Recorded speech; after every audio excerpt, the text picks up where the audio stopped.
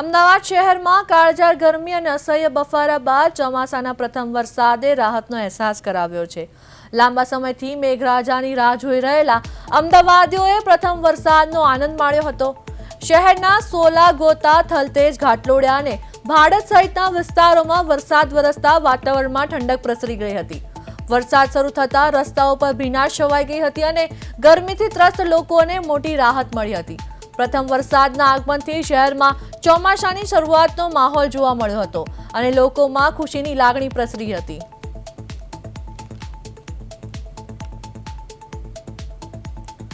તો અમદાવાદમાં પ્રથમ વરસાદથી વાતાવરણ ખુશનુમા બન્યું। કાળઝાળ ગરમી બાદ મેઘરાજાની એન્ટ્રી। સોલા, ગોતા સહિત વિસ્તારોમાં વરસાદ વરસ્યો। ગરમી અને બફારાથી લોકોને મળી રાહત। અમદાવાદીઓએ પ્રથમ વરસાદનો આનંદ માણ્યો। સોલા, થલતેજ, ભાડજમાં વરસાદી માહોલ જામ્યો। ગોતા, ઘાટલોડિયામાં મેઘરાજાની ધમાકેદાર એન્ટ્રી। વરસાદથી વાતાવરણમાં ઠંડક પ્રસરી। ચોમાસાના પ્રથમ વરસાદે રાહત અપાવી। અમદાવાદીઓમાં ખુશીનો માહોલ જોવા મળ્યો।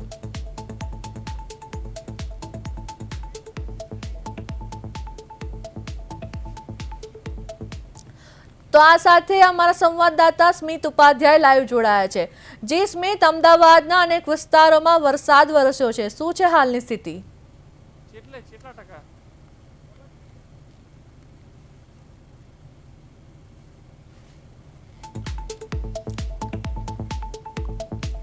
તો અમદાવાદમાં સોલા, થલતેજ, ભાડજમાં વરસાદી માહોલ સર્જાયો। ગોતા, ઘાટલોડિયામાં મેઘરાજાની ધમાકેદાર એન્ટ્રી। વરસાદથી વાતાવરણમાં ઠંડક પ્રસરી।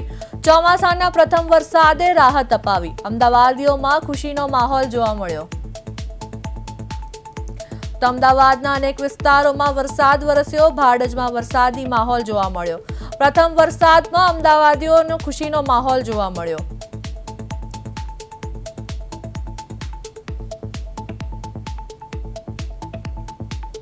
તો અમદાવાદીઓએ પ્રથમ વરસાદનો આનંદ માણ્યો હતો। શહેરના સોલા, ગોતા, થલતેજ, ઘાટલોડિયા અને ભાડજ સહિતના વિસ્તારોમાં વરસાદ વરસતા વાતાવરણમાં ઠંડક પ્રસરી ગઈ હતી। વરસાદ શરૂ થતા રસ્તાઓ પર ભીનાશ છવાઈ ગઈ હતી।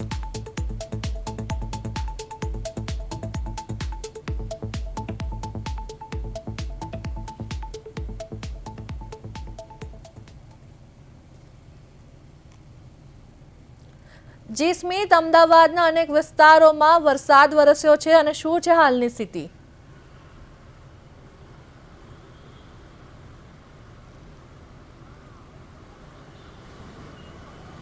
જી અશ્વિની, વાત કરીએ તો હવામાન વિભાગ દ્વારા આગાહી કરવામાં આવી હતી કે 27 તારીખ બાદ જે છે તે ચોમાસું છે બેસી જવાનું છે।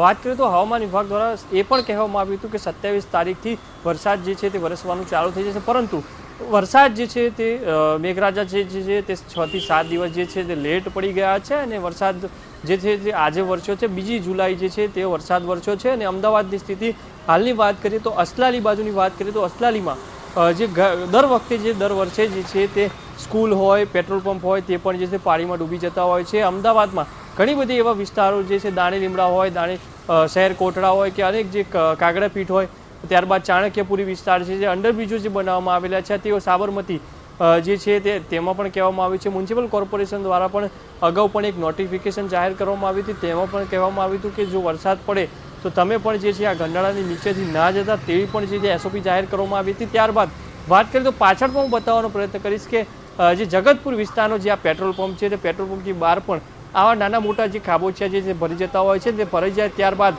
મચ્છરોની જે સ્થિતિ હોય તે પણ અહીંયા ઘણી માત્રામાં જે જોવા મળતી હોય છે અને લોકોમાં રોગ પણ જે છે તે જોવા મળતો હોય છે। ઘણા બધા આવા વિસ્તારો જે છે ત્યાં પાણી આવા રીતના ભરાઈ જતા હોય છે અને લોકો હેરાન પરેશાન થઈ જતા હોય છે। વાત કરીએ તો જે સ્કૂલમાં જે ભણતા જે છોકરાઓ છે, ગયા વર્ષે પણ આપણી ટીમ જ્યારે કવરેજ કરવા પહોંચી હતી ત્યારે વાત કરીએ તો 4 થી 5 ઇંચ જે છે તે વરસાદમાં જે પાણી જે છે તે ભરાઈ જતું હતું। 2 જુલાઈ વરસાદની આગાહી છે જે રેડ એલર્ટની વાત કરી તે અત્યારે ભારે વરસાદ જે પોરબંદર, જુનાગઢ, ગીર સોમનાથ, ભાવનગર, ભરૂચ, સુરત, નવસારી, વલસાડ, દમણ અને દાદરા અને નગર હવેલી, દીવ પણ રેડ એલર્ટ જે છે જાહેર કરવામાં આવ્યું છે। ઓરેન્જ એલર્ટની વાત કરીએ તો રાજકોટ, અમરેલી, વડોદરા, નર્મદા, તાપી અને ડાંગ જિલ્લામાં જે છે તે ઓરેન્જ એલર્ટ જાહેર કરવામાં આવ્યું છે અને યલો એલર્ટ દ્વારકા, જામનગર, બોટાદ, આણંદ, પંચમહાલ અને છોટાઉદેપુર આ જે રાજ્યો છે તેમાં રેડ એલર્ટ જાહેર કરવામાં આવ્યું છે, ઓરેન્જ એલર્ટ અને જે યલો એલર્ટ છે તેમાં જાહેર કરવામાં આવ્યું છે. અમદાવાદ, ગાંધીનગર, કડી, વિરમગામ આ જે અનેક જે શહેરો છે તેમાં પણ પાણી જે છે તે ભરાઈ જવાની ગંભીર જે બેદરકારી મ્યુનિસિપલ કોર્પોરેશન દ્વારા થતી હોય છે. આ વખતે પણ અસલાલી જે ગામ છે તેમાં પણ વિદ્યાર્થીઓને ઘણી બધી તકલીફ પડશે. જી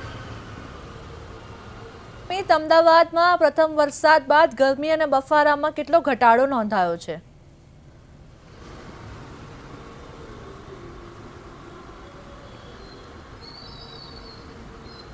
જી હસી વાત કરીએ તો કલાક જે પહેલાં જે વરસાદ વરસ્યો હતો તેમાં 2 થી 3 ઇંચ વરસાદ જે અમદાવાદમાં વરસ્યો છે.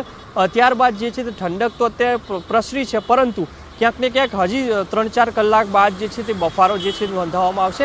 કારણ કે 2 થી 3 ઇંચ વરસાદ તો વરસી ચૂક્યો છે, પરંતુ ક્યાંક ને ક્યાંક હવે જે 2-3 કલાક બીજા વીતશે, મધ્યરાત્રિ થશે, ત્યારબાદ જે છે બફારો જે છે તે વધવાની શક્યતા છે. તે હવામાન વિભાગ દ્વારા પણ કહેવામાં આવ્યું હતું. જે 3 જુલાઈની વાત કરીએ તો વરસાદની જે આગાહી જે છે રેડ એલર્ટ જે છે તે અમરેલી, ભાવનગર, સુરત, નવસારી અને વલસાડમાં જે છે તે રેડ એલર્ટ જે આવતીકાલની માહિતી વાત કરીએ તો તેમાં પણ રેડ એલર્ટ જે છે તે જાહેર કરવામાં આવ્યું છે. ઓરેન્જ એલર્ટની વાત કરીએ તો પોરબંદર, જૂનાગઢ, ગીર સોમનાથ, દીવ, ભરૂચ, નર્મદા, તાપી અને ડાંગમાં જે છે તે રેડ એલર્ટ જાહેર કરવામાં આવ્યું છે. યલો એલર્ટની વાત કરીએ તો દ્વારકા, રાજકોટ, બોટાદ, આણંદ, વડોદરા, પંચમહાલ, છોટા ઉદેપુરમાં જે છે તે આવતીકાલ માટે જે છે તે યલો એલર્ટ જે છે તે જાહેર કરવામાં આવ્યું છે. જી યશવી. તો જી સ્મિત, આ વરસાદને લઈને એએમસી અથવા તંત્ર દ્વારા કોઈ પ્રી મોન્સૂન કામગીરી હાથ ધરવામાં આવી છે?